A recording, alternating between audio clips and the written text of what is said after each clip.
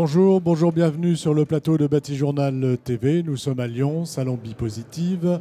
Et cet après-midi, nous nous intéressons à un sujet d'actualité, mais on a envie de le présenter d'une manière très positive.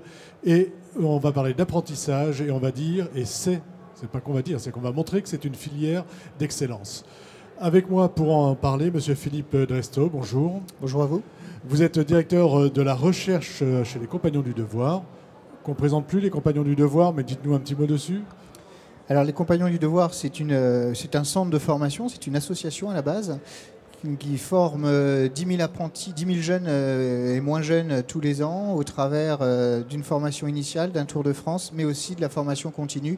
On rentrera dans le détail tout à l'heure. En face de vous, Monsieur Samuel Chawat, bonjour. Bonjour à tous. Vous avez un parcours d'apprenti que vous allez nous expliquer tout à l'heure. Exactement, voilà. C'est ça. Et à côté de vous, Monsieur Norbert Héritier, bonjour. Bonjour à tous. Vous êtes dirigeant des menuiseries Philibert. Tout à fait. Vous êtes aussi vice-président de la filière bois de lin. Oui. Je vous demandais une petite carte de visite des menuiseries Philibert. Alors les menuiseries Philibert, donc nous sommes fabricants de menuiseries en bois et bois aluminium. Nous fabriquons sous le procédé Naboco, donc qui veut dire nature bois couleur, donc qui permet de garantir la finition des menuiseries. Aujourd'hui, on est un petit peu plus de 45 personnes dans notre société, plus des intérims. Et je reviendrai tout à l'heure sur les alternants. Sur les alternants.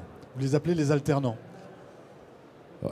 Ils sont chez nous en apprentissage, mais c'est très souvent, on a soit des contrats d'alternance, soit des contrats de professionnalisation. On va commencer avec vous, Monsieur Dresto, et je voudrais que vous nous disiez tout simplement pourquoi, selon vous, l'apprentissage est une filière d'excellence. Alors l'apprentissage, déjà, c'est l'ADN des compagnons. Donc c'est par définition, on associe souvent, je ne sais pas si c'est à tort ou à raison, mais le compagnonnage a de l'excellence. Et cette excellence, elle vient de cet apprentissage. L'apprentissage, déjà, est ouvert à tous. On a des exemples avec vous tout à l'heure, mais on peut devenir apprenti en sortie de collège, en sortie de lycée, en sortie de formation supérieure. Donc l'apprentissage s'est ouvert jusqu'à 29-30 ans maintenant, je crois, avec la réforme de la formation. Donc il y a un petit côté universalité. On est au moins jeune jusqu'à 30 ans. Ça, c'est une bonne nouvelle. Le deuxième, c'est l'ADN de la transmission. L'apprentissage, c'est des générations qui se parlent à un moment où dans la société, on va dire que c'est souvent des castes les unes par rapport aux autres. L'apprentissage casse cette caste puisqu'on va transférer un savoir-faire, une expérience d'un ancien qui sait à un jeune qui est là pour apprendre. Mais souvent, l'ancien peut aussi apprendre du jeune. Voilà, exactement. Donc ça, c'est un deuxième point intéressant. On va dire qu'il y a un échange intergénérationnel. Tout à fait, tout à fait. Et ça, dans la société, ça crée du lien. Et dans la société avec un grand S, mais dans l'entreprise également. Le troisième point, c'est justement, on parle d'entreprise. Donc les jeunes qui sont en apprentissage, en alternance, ce ne sont pas des étudiants, ce sont des salariés. C'est-à-dire que c'est tout de suite une expérience professionnelle qui est valorisable dans un CV. C'est tout de suite la vie de l'entreprise. On se forme à un métier pour vivre dans une entreprise, autant l'apprendre dans l'entreprise. Voilà, et c'est tout de suite un peu d'argent pour l'apprenti, ce qui n'est pas négligeable. Et c'est tout de suite un peu d'argent, même pas mal. Quand on est compagnon, c'est 100% du SMIC. Donc ça permet de subvenir et d'accéder à une liberté, à une autonomie pour pouvoir faire son métier justement comme on le souhaite et en se sortant des contraintes qu'on pourrait avoir de l'entreprise. On a fait un bon petit tour d'horizon. Il y en a un autre, c'est l'ascenseur social. Alors c'est l'insertion d'une manière générale. L'insertion professionnelle et l'insertion sociale en effet. L'insertion professionnelle, chez les compagnons, 99% d'employabilité en sortie. Ça donne envie d'aller apprendre un métier. 90% des jeunes sont dans le métier 5 ans après. Ça veut dire qu'on forme des passionnés. Donc ça bascule aussi sur cette assertion sociale. On a un compagnon sur 2 qui devient chef d'entreprise ou les autres qui ne sont pas chefs d'entreprise finissent avec des postes à responsabilité. Donc c'est en effet un vrai vecteur de développement social et de s'inscrire dans la société. Un bon apprenti, enfin quelqu'un qui a envie de se lancer dans l'apprentissage, quel que soit le métier, qu'est-ce qu'il lui faut quoi comme qualité? Il faut qu'il ait d'abord l'envie et puis après le métier viendra. Comment c'est le... Alors, déjà, c'est très bien votre approche, moi, ça me va bien, c'est qu'il faut choisir l'apprentissage. Ça ne doit pas être un choix par défaut ou par dépit. Tu n'es pas bon en maths, tu seras maçon. Ça, on ne veut plus entendre ça. C'est voilà, ça, il faut le balayer, il y en a assez. Quoi, voilà, gros, hein. Il y en a assez. Il y a encore du travail à faire malgré tout. Même si on a dit qu'on n'en parlerait pas aujourd'hui, il y a du travail à faire. Voilà, il faut changer les mentalités. Et là-dessus, l'éducation nationale a aussi son rôle à jouer au travers des professeurs. Tu pourrais peut-être nous en parler dans ton expérience, mais il faut valoriser ces filières. J'ai l'impression que c'est la volonté du gouvernement aujourd'hui. Un bon apprenti, alors déjà, il faut avoir envie. Il faut avoir envie. Et je pense que le choix du métier va se faire par rapport à la matière. Est-ce que j'aime le bois? Est-ce que j'aime le métal? Est-ce que j'aime le minéral? Est-ce que j'aime le vivant? Moi, j'ai des exemples d'un métallier qui a choisi le métal parce que sa maman, quand il était allé faire un salon de l'étudiant ou du genre, lui avait dit c'est bien le bois, c'est bien le minéral. Et ben, il dit t'aimes bien ça? Bah, moi, comme je suis en pleine adolescence et rebelle, bah, je vais choisir le métal. Exactement. Et c'est aujourd'hui un excellent métallier. Ensuite, je pense que le métier, il faut des qualités pour le métier et on va s'apercevoir, et c'est très vrai chez les compagnons du devoir, qu'il y a des qualités qui sont liées à l'exercice d'un métier. On a des métiers où on va avoir des gens beaucoup plus patients, on va avoir des gens beaucoup plus réactifs, ou des gens beaucoup plus sur la réflexion. Alors je ne sais pas comment sont les chaudronniers, mais chacun je pense qu'on a une appétence par rapport à ces qualités et que le métier va travailler ces appétences-là. Alors, on va, avant de parler de votre expérience, je voudrais tous les deux vous nous disiez si vous partagez ce qui vient d'être dit et si éventuellement vous vouliez ajouter quelque chose. Alors, pour répondre à sa question donc, sur les chaudronniers sont très actifs, tout simplement. On aime l'activité, le travail manuel, etc. Donc voilà. Et sinon, non, je partage totalement son point de vue et je pense qu'il a très bien résumé en fait l'alternance dans ces quelques mots. Ce que vous viviez. Exactement. De votre point de vue? Alors, moi, je vais rebondir sur le point de l'évangélisation et de la démystification de la filière via l'apprentissage. Donc, nous, au niveau de la filière bois, on travaille très en amont, que ce soit sur des formations directes ou pour les adultes. Je vois au niveau des travaux forestiers, on a monté des programmes dans le département de l'Ain. On travaille aussi avec l'école pour les scieries, pour les menuisiers, et après on en a besoin aussi pour la construction. Donc toute la filière, on est mobilisé pour avoir des acteurs, et en fait de l'enseignement, enfin ou plutôt de l'éducation, dès la 3e, même un petit peu en amont, voilà, pour essayer de dire, mais si vous allez dans le bois, y a une certaine passion, et on a envie d'avoir des gens qui aiment le bois, et pas les cancres ou voilà. Oui, vous avez envie que les gens viennent vous voir parce qu'ils ont envie de la matière, ils ont envie de travailler le bois, que ce soit du bûcheronnage, que ce soit de la scierie ou que ce soit de la menuiserie. Voilà, tout à fait. On met en évidence, on va dire, l'excellence bois. Chez les charpentiers, on peut mettre de très belles réalisations. Dans la menuiserie, voilà. Et c'est ce qu'on essaye de mettre en avant. Voilà, et après, je viens à vous. Je rebondis par rapport à ce que vous disiez et sur la qualité de l'apprenti. On le voit clairement, le prévôt, c'est le patron d'une maison de compagnons. Les prévôts, souvent, vont donner ce conseil et il faut que ce soit le jeune qui aille voir l'entreprise pour trouver son job. C'est pas à papa-maman de prendre la main en disant « mon fils cherche un… » Non, c'est aux jeunes d'y aller. Donc ça aussi, c'est une grande qualité. Il faut se prendre en main. Il faut se prendre en main.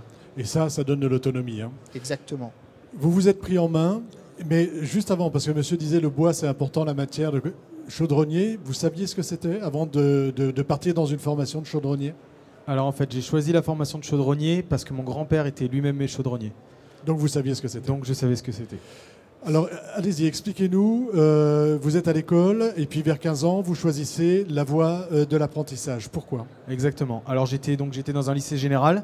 Donc j'étais pas spécialement mauvais élève, hein. J'étais dans la moyenne, tout se passait bien, mais j'avais besoin d'être plus proactif en fait, d'apprendre des choses qui me concerneraient plus sur l'avenir. Je voyais pas vraiment le flou en fait dans toutes les matières générales, les maths, etc. J'arrivais pas vraiment à comprendre où ça me mènerait plus tard, en quoi je pourrais l'appliquer en fait dans mon métier. Donc en fait, vous avez eu envie de travailler, tout simplement. Exactement, j'ai eu envie d'apprendre des choses concrètes, de travailler, de rencontrer, de me confronter au monde du travail, de l'entreprise, etc. Vous n'étiez pas en échec scolaire, donc. Non, pas du tout. Et votre choix est un choix personnel? C'est un choix personnel, effectivement. Et donc j'ai rencontré les compagnons de devoir sur un salon. Et donc du coup, ça m'a tout de suite donné envie d'y aller parce qu'en fait, je connaissais du coup de réputation. Je savais que c'était entre guillemets la meilleure école pour apprendre un métier. Et donc j'ai choisi d'intégrer l'école des compagnons de devoir, qui m'ont appris beaucoup de choses, notamment Et je pense que c'est une des choses qui a fait qu'à l'heure actuelle, je continue encore les études. C'était l'amour en fait de l'apprentissage, si je peux dire ça comme ça. C'est-à-dire l'envie d'apprendre tous les jours de nouvelles choses et de s'ouvrir à des nouvelles connaissances. Chose que je n'avais pas quand j'étais au lycée. Alors, malheureusement. Quand vous avez annoncé à votre famille, à vos professeurs, à vos camarades, que vous aviez, que finalement vous arrêtez, vous n'allez pas en seconde, et puis que vous partiez en apprentissage, quelle a été la réaction? Alors, la première réaction, ça a été, c'était un petit peu incompris. Donc les gens auraient préféré que, enfin, mes parents, mes proches, etc., auraient préféré que je continue sur une filière générale. Et donc la seconde réaction, quand j'ai dit que j'allais être chaudronnier, on m'a dit que toute ma vie je taperais sur un marteau en fait, sur de l'acier en fait avec un marteau, tout simplement. Donc ça a été vraiment dénigré. Ça a été négatif. Exactement, très négatif et assez dénigré, malheureusement.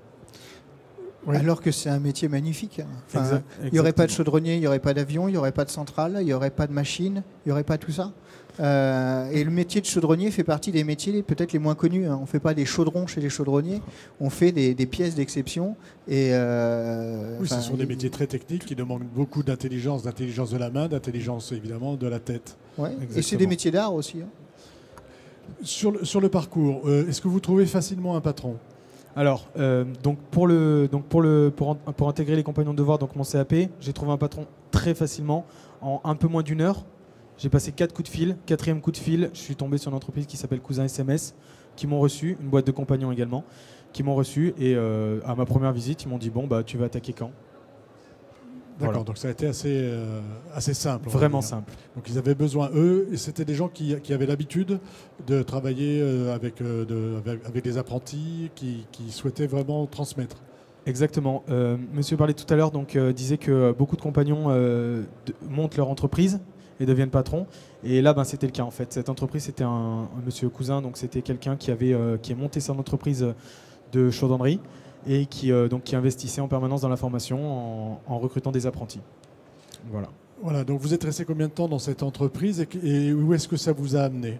Je suis resté 2 ans là-bas, donc ça m'a appris beaucoup de choses. Ça m'a appris tout d'abord le monde de l'entreprise, le monde du travail. Ça m'a appris un savoir-faire manuel, donc avec la chaudronnerie, la soudure, etc. Et voilà. Il y a un diplôme au bout de ces 2 ans? Il y a un CAP. Un CAP. CAP de chaudronnerie.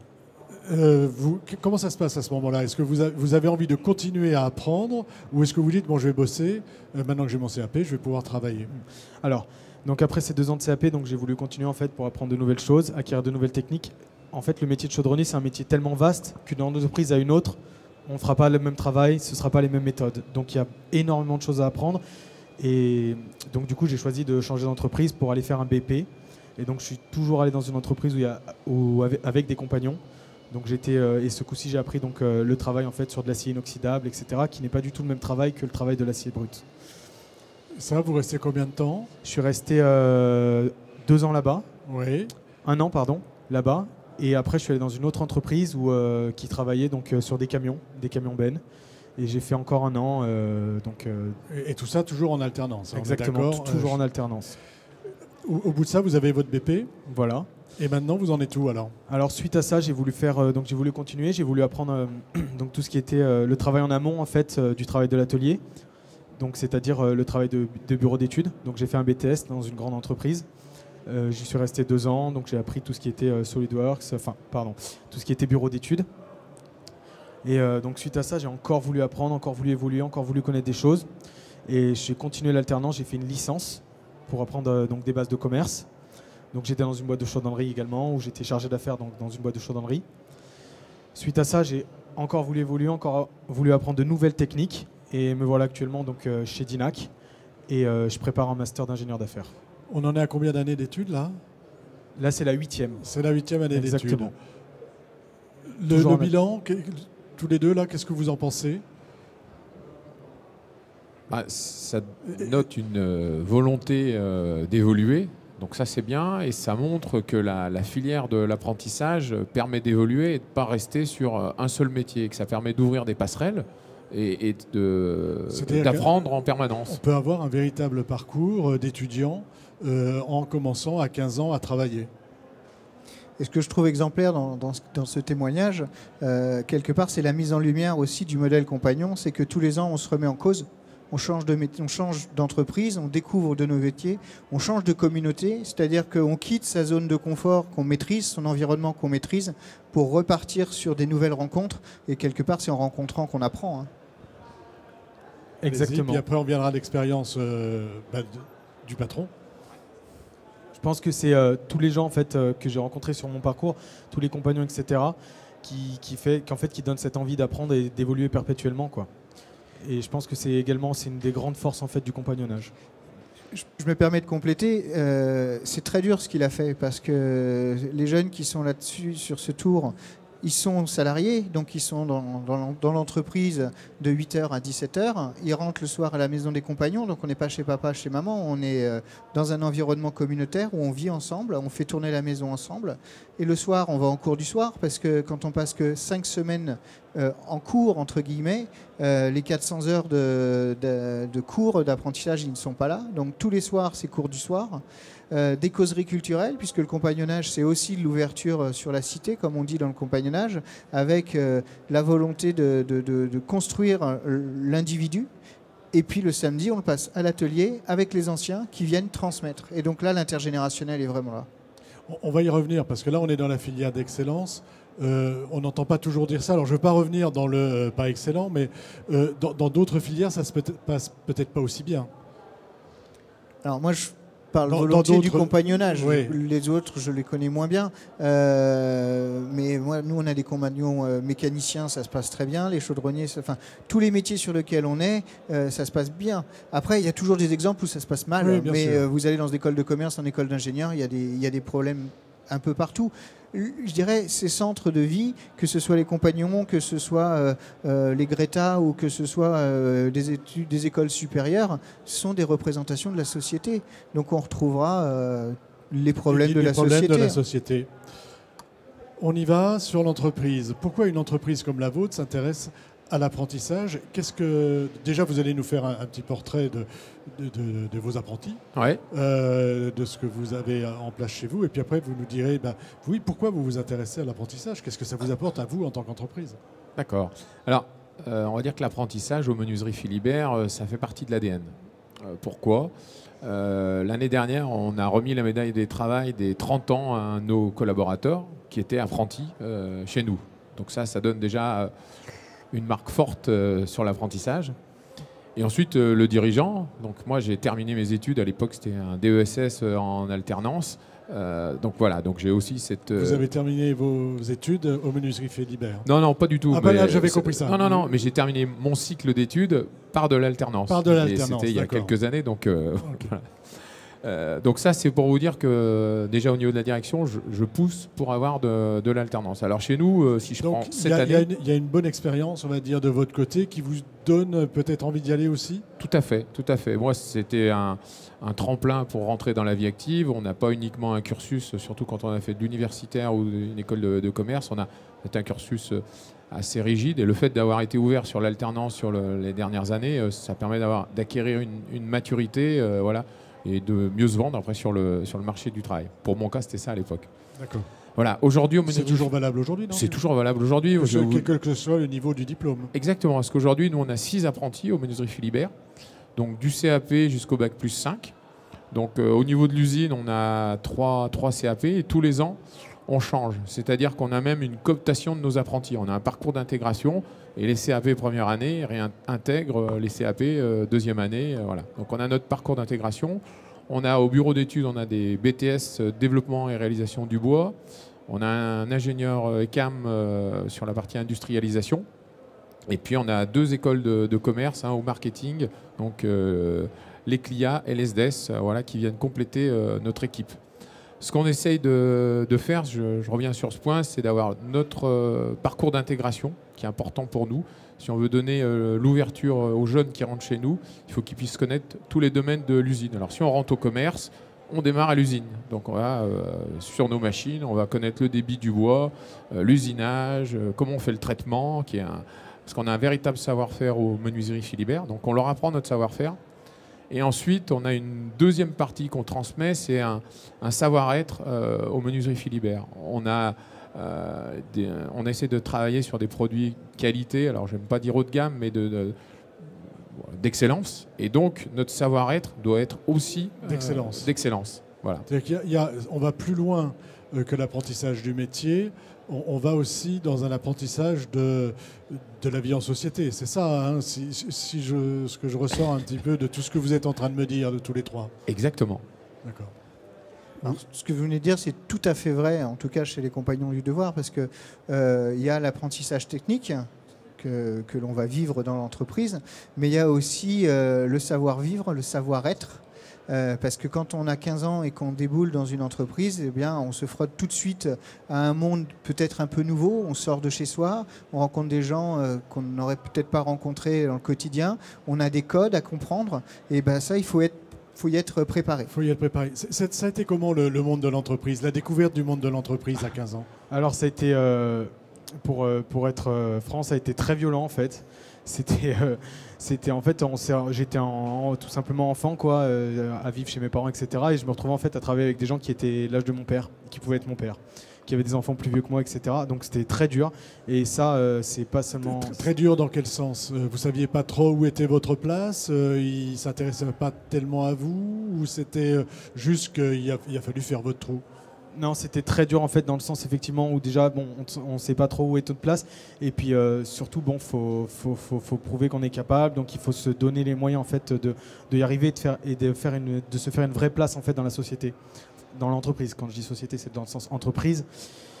Et puis c'est également pas évident parce qu'on se demande vraiment où est notre place en fait quand la plupart de nos amis sont en cours, sont à l'école, etc. pendant les vacances scolaires. Nous on est à l'usine, donc c'était vraiment pas évident. C'est vrai que l'insertion dans l'entreprise c'était vraiment pas évident. C'est quelque chose que vous avez un petit retour de vos apprentis? Oui, je reviens sur le savoir-être qui pour nous est important. Quand on recrute un apprenti, il est salarié. Donc ça, on lui dit tout de suite les devoirs, les droits et les devoirs de ce qu'il a à faire. Il ne vient pas chez nous pour faire du classement ou du balayage. Certes, il faut nettoyer, on leur apprend. Mais dans leur parcours d'intégration, un jeune qui rentre à l'usine, il apprend au début certaines tâches qu'il a droit. En fonction de l'âge, ils ne peuvent pas utiliser certaines machines. Puis on les fait évoluer. On les fait travailler sur certains points techniques. J'ai vu tout à l'heure une photo là, qui montrait des petits bois. Le travail du petit bois moustache, c'est un vrai savoir-faire que l'on a chez nous. Ils doivent passer par cette étape. Et puis ils évoluent et ensuite ils vont sur d'autres équipements. Voilà. Voilà, donc il y a vraiment une phase d'apprentissage. Vous parliez d'intégration. Tout à l'heure, vous venez de nous dire que ça avait été compliqué, que ça avait été violent. Est-ce que c'est pour cela aussi que vous faites cette intégration par les autres apprentis? Par ceux qui ont passé une année dans votre entreprise. Tout à fait. Non, mais ensuite, l'ensemble de l'entreprise est orienté pour accueillir, je dirais même plus que les apprentis, c'est-à-dire accueillir les nouveaux dans la société. On est dans une phase de développement où on a besoin d'intégrer des gens. Donc, pour moi, c'est très important qu'on soit apprenti ou autre, qu'on se sente accueilli dans une entreprise. Et le fait d'avoir bâti un parcours d'intégration sur nos différents équipements industriels, ça aide le jeune à se repérer. Il dit tiens, cette semaine j'ai fait ça, la semaine prochaine je vais faire ça, je travaille avec monsieur X ou madame Y. Voilà, donc ça donne du sens. Ça donne du sens. D'abord vous, puis ensuite... Je rebondis sur ce que vous disiez par rapport à vos apprentis, alternants commerce qui passent par l'usine. On fait exactement la même chose avec nos responsables commerciaux chez les compagnons du devoir, c'est-à-dire qu'on les forme à la technique. Quand on va vendre un produit de charpente, c'est important de savoir ce que c'est qu'un arrêtier, comment on le fait, comment on le trace. Et ça, c'est un passage important. On vendra d'autant mieux une formation qu'on connaît l'aboutissement et le sens qu'on va donner à la matière. Je pense que donner du sens, vous l'avez dit tout à l'heure, c'est très important. On se forme en tant qu'être humain par ce qu'on est capable de faire. Trouver la place, vous avez dit trouver ma place, c'est difficile et on trouvera sa place avec un système de valeurs et comprendre notre place dans la société et la liberté qu'on doit avoir pour faire son métier comme on le souhaite. Et c'est pour ça qu'il faut être excellent, parce que du coup, quand on est excellent, on est capable de proposer la bonne solution et de ne pas se faire imposer une solution. C'est vraiment une démarche à part. Une démarche à part.